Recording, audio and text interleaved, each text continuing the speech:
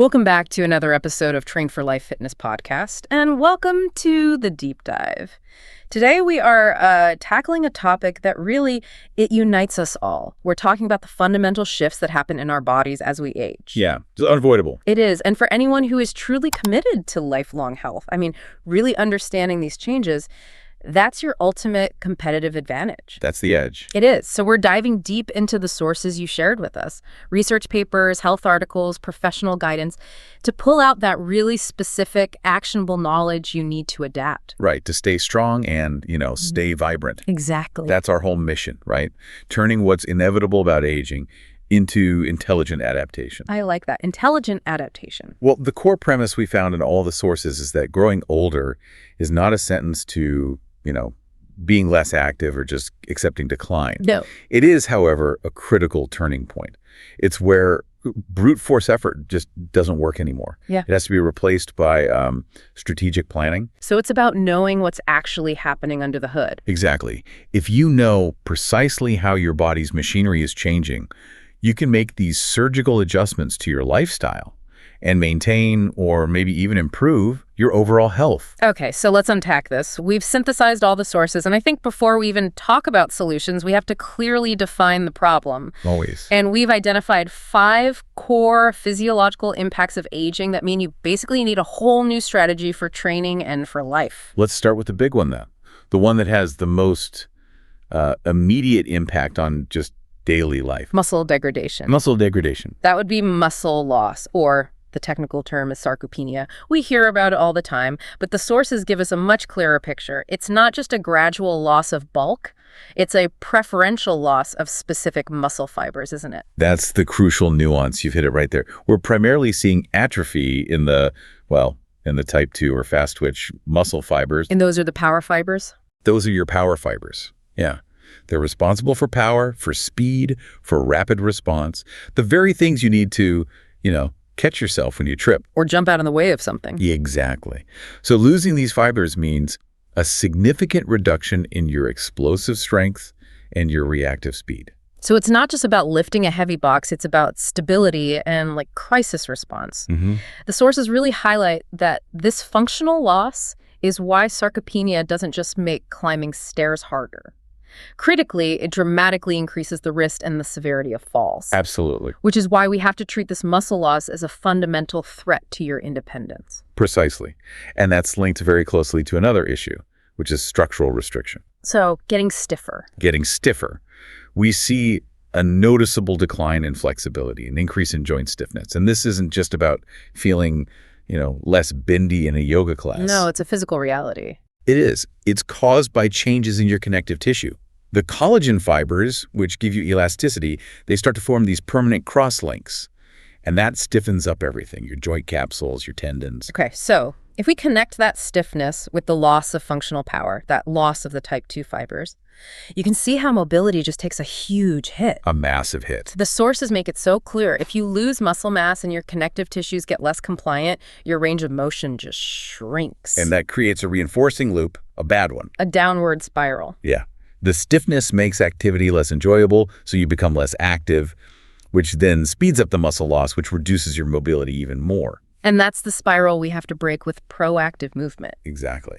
Now, moving inside the body, the internal engine also shifts. We have to talk about metabolism. Right. The sources consistently note a slower basal metabolic rate, or BMR, with age. And most people, they blame hormones, but the primary driver of this slowdown. It's the muscle loss again. It's the muscle loss. Simple as that. Muscle tissue is metabolically expensive. It burns a lot of calories. So when you lose that lean mass, your body just burns fewer calories at rest. And that's the hidden shift that catches so many people off guard. You realize you're eating the same amount you were at 30, but the scale is just creeping up. Exactly. The consequence is simple. You gain weight, particularly that dangerous visceral fat, unless you proactively adjust your caloric intake down, or preferably increase your output and rebuild the tissue you lost. So you have to fight it on 2 fronts, movement and fuel. You do. Okay, the 4th key area of impact, This one's about our skeletal structure, and this is where we see probably the most silent risk. Bone density loss. Yeah. This decreased density raises the risk of fractures and, in severe cases, osteoporosis. What's fascinating here, though, is that bone tissue, unlike a lot of other tissues, it responds directly to stress to stay strong. That's where the physics of the human body come into play, specifically something called Wolff's Law. And this law basically states that bone tissue adapts to the loads placed upon it. So if you don't stress your bones through impact or resistance, the body just assumes that bone mass is unnecessary. And it starts to get rid of it. It begins to resorb it, yeah. So fighting this decline means putting specific, measured stress onto your skeletal system. It's actually a bit counterintuitive for someone who just wants to, quote, rest their joints.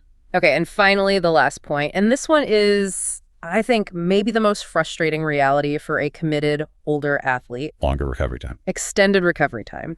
The sources are clear, this is not negotiable. But why is recovery actually longer? What's happening?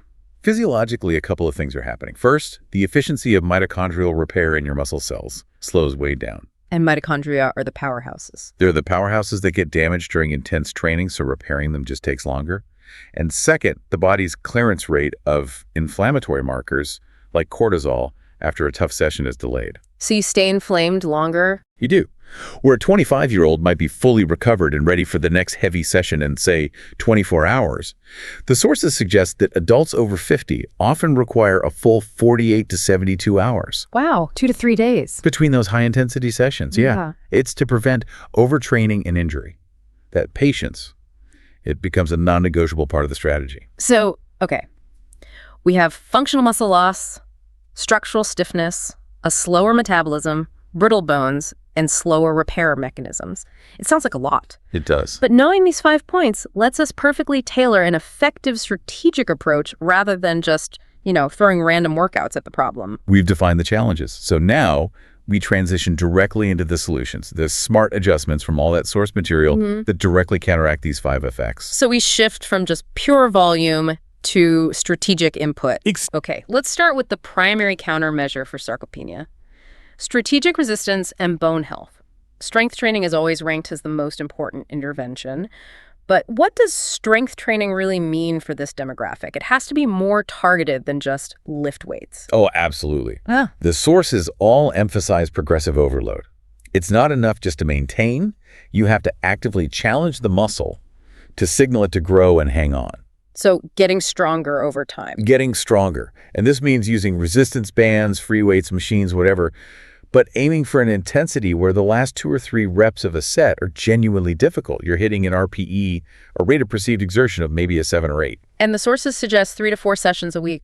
Why that specific number? It's tied directly to managing that recovery window we just talked about. Oh, okay. Consistent signaling 3 or 4 times a week keeps protein synthesis elevated. But the spacing, that 48 to 72 hours, prevents inflammation and burnout. I found that fascinating. So many people think twice a week is enough, but you're saying the research suggests twice a week isn't enough to really maximize that signal in an aging body. That's right. The anabolic window, that period where the muscle is most receptive to rebuilding, is shorter, and the signal itself is weaker as we age. So we need more frequent, dedicated signals. And strategically, we can pair this with bone health. Yes. This is the dual approach, fighting both muscle and bone density loss at the same time. So detail that for us. How exactly do we use strength training to support the skeleton? It's a direct application of Wolff's Law. We use weight-bearing exercises. Meaning you're on your feet. You're on your feet, fighting gravity. So think standing squats, lunges, certain compound lifts. The impact and the compressive force from lifting weights or even from brisk walking or light jogging sends a powerful signal to the osteoblasts, the cells that build bone, telling them to lay down new mass. So strength training isn't just cosmetic for your muscles, it's actual structural reinforcement for your bone. 100%. So the key isn't necessarily running marathons, but making sure your resistance work happens on your feet instead of just sitting on machines. That's a huge part of it, yes. And the second part of the bone strategy is fueling that mechanism. The nutrition. The nutrition. You have to ensure you're getting enough calcium and, critically, vitamin D. The sources note that older adults are very frequently insufficient in vitamin D, which drastically reduces your ability to absorb calcium no matter how much you eat. So it often means you need targeted supplementation based on actual blood work, not just guessing. It's the only way to be sure. Okay, let's move to the second pillar of adaptation, mobility and low-impact movement. Given the stiffness and the joint issues we identified, what's the tactical advice here? Is dedicated stretching really worth the time? The sources confirm it absolutely is. Dedicated mobility work offers benefits that strength training alone just can't fully provide. Like what? Flexibility and balance. They are essential for countering that stiffening of the connective tissue and for dramatically reducing your fall risk, which is the biggest lifestyle threat. Think of balance as a proactive daily strength exercise. So what specific activities are we talking about? Things like stretching, yoga, or Pilates are excellent. They emphasize both range of motion and core stability. And what's the deal with balance? Is it just standing on one leg? Well, no. We're actually addressing the deterioration of proprioception. That's your body's awareness of its position in space.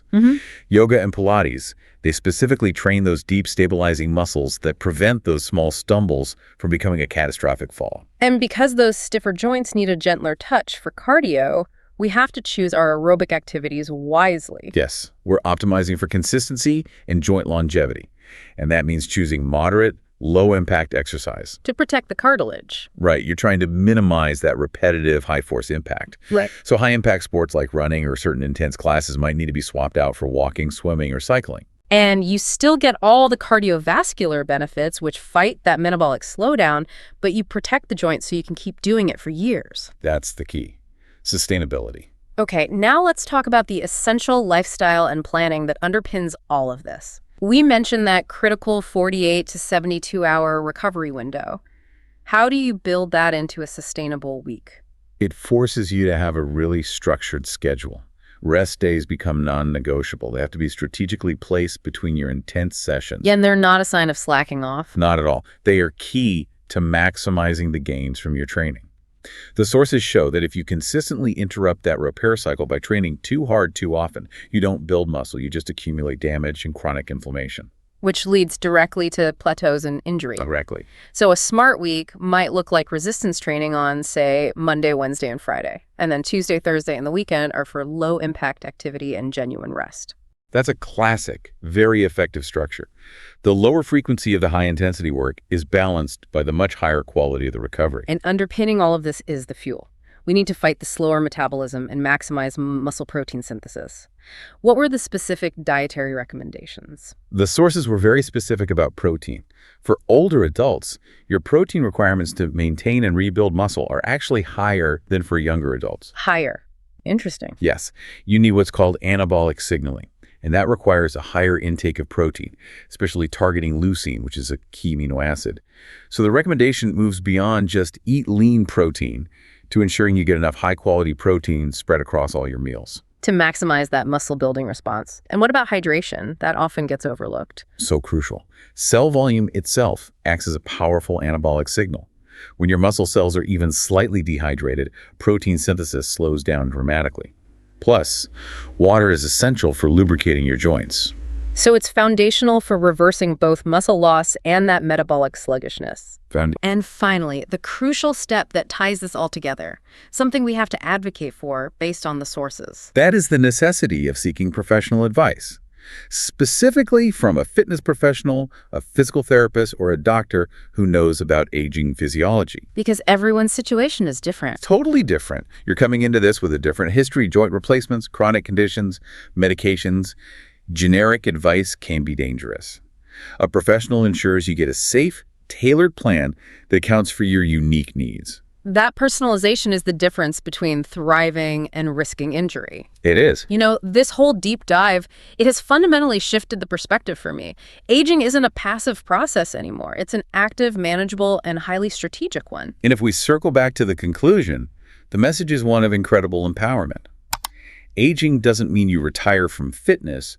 It means you upgrade your knowledge base and you train smarter. You're directly countering those 5 major physiological shifts we discussed. By strategically using strength training, focusing on low-impact movement, respecting your recovery, and dialing in your nutrition, yes, you are. And that's the opportunity you have right now. You can use this knowledge to embrace aging, not as a decline you have to put up with, but as a chance to achieve renewed, more intelligent fitness goals. It's about being effective, finding that vibrancy, and really defining what functional longevity means for your life. Based on the best science available. Use these specific source-backed tips. Turn those challenges into a sustainable, actionable plan. Thank you for listening. Don't forget to subscribe. In the meantime, let's roar.